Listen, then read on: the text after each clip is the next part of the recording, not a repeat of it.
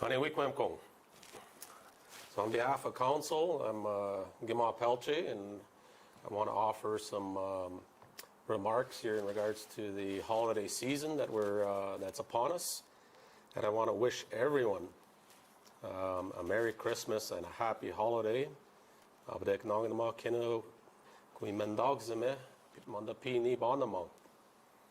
So, no doubt this year it's been a challenging year.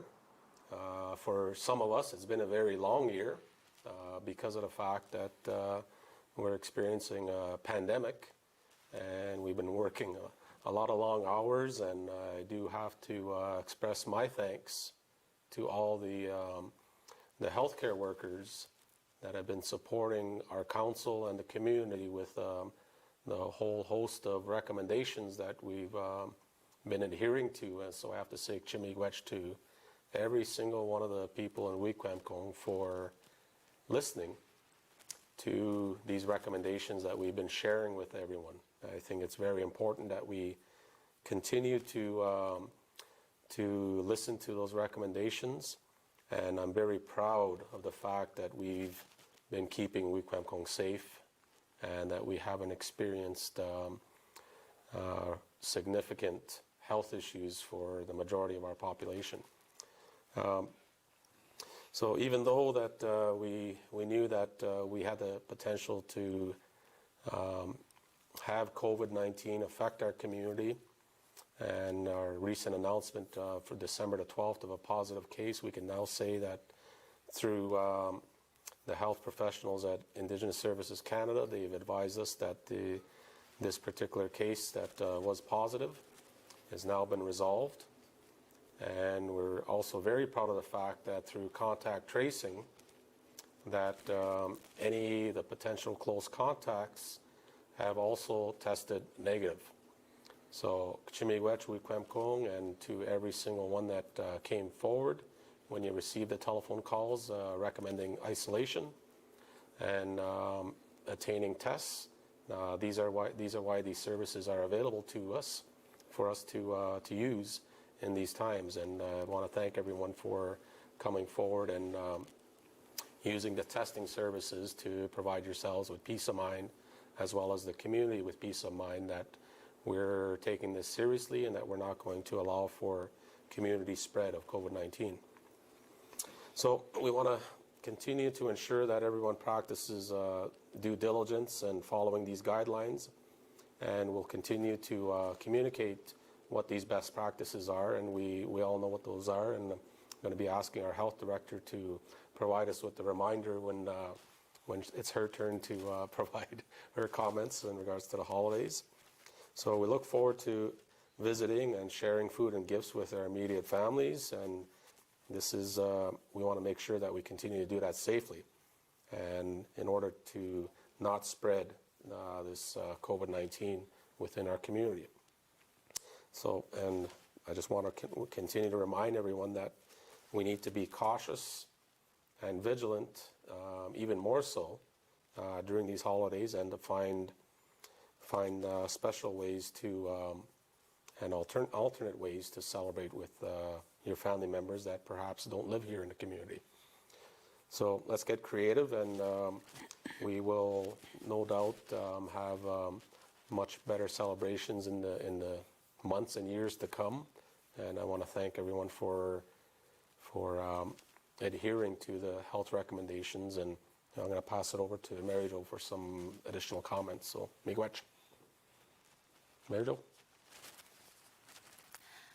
Miigwech Ogimaa.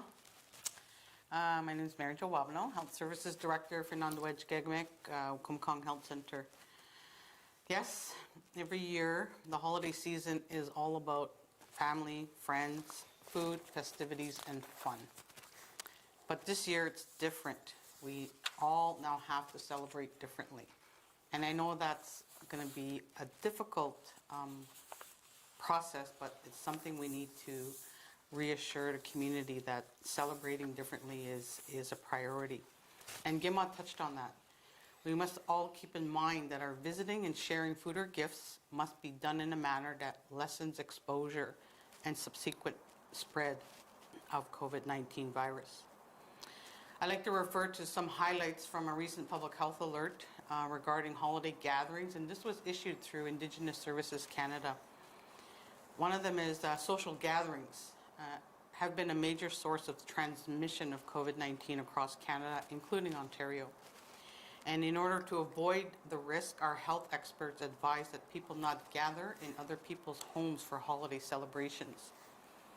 Holiday gatherings and celebrations should only include those living in your immediate household. Avoid non-essential travel outside of Canada, even within Canada, to help limit exposure and spread of COVID-19. If you must travel, you can check canada.ca to check the latest travel advice and learn how you may be able to lower your risk. I also want to mention about mental health. It is very normal for us to have these feelings of stress during the holiday season. And yes, emotions can amplify because of the COVID-19 pandemic that we're in. You might worry about finances and gift giving. You might have fear of getting sick with COVID-19 or of making others sick. Or you may be sad about breaking those important family traditions or being away from loved ones. And I think we're all making those sacrifices today by being away from our loved ones. But please try to keep the balance. Try to maintain your mental, emotional, and physical balance. Remember that while most of us have to make sacrifices today, it will be the best gift we can give to one another, or the best gift we receive from others within our family.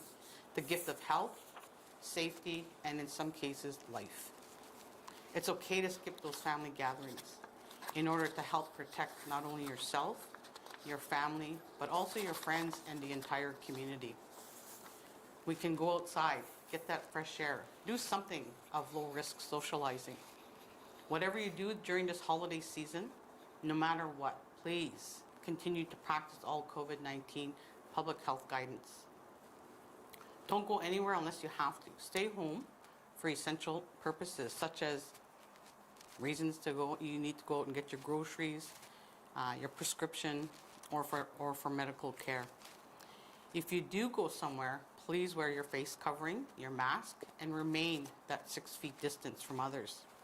Continue to wash your hands, and also using hand sanitizer, cough in your sleeve or tissue, and most importantly, do not go anywhere if you feel any symptoms of COVID-19, and call our community health nurse if you do feel unwell. Let's all do our part to make our holiday season filled with new memories with loved ones, making the best we can for this Christmas season. It's up to each and every one of us to keep our community safe. On behalf of Nandawaj-Gegamik Wakumikong Health Center, I too express a very Merry Christmas to each and every one of you, and happy and safe holiday. Naha miigwech. Well, miigwech Marijo. Just a couple final comments from myself. I want to, I guess, address the earlier announcement from the provincial government of Ontario. I know had a couple people ask and send me messages in regards to what's our approach, and the fact of the matter is that the province of Ontario is just actually catching up to our approach here in preventing COVID-19 spread into the community. The term that they're using, lockdown, isn't nothing new. We've been essentially providing that reminder to all of our community members to avoid travel and only for essential purposes. It's been our message since when we removed the travel restriction and the checkpoint back on June the 9th, is that we wanted to ensure our community's safety, and we've only recommended essential travel for essential needs. And we've continued to do that, and as a result of our, as I said, the COVID-19 positive case on December the 12th, we've instituted strict and decisive action when we've asked our community members to stay home as much as possible, which is what the province is doing. And we've went to an online learning environment for the last week of school, and we'll return to school on January the 7th. And if anything is going to change, we will advise everyone through our media outlets, whether it's through social media or mail-outs, if there's going to be some changes to that. But the reality is that Ontario was just catching up to our approach for preventing COVID-19.